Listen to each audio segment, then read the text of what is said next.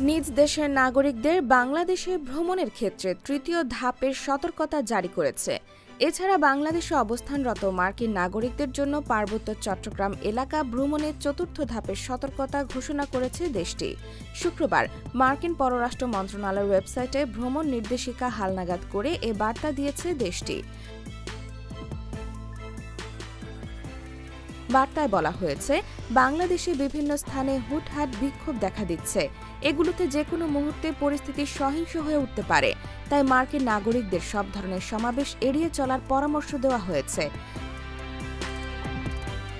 বাংলাদেশে ভ্রমণের ক্ষেত্রে নাগরিকদের জন্য তৃতীয় মাত্রার সতর্কতা জারি করেছে মার্কিন সরকার।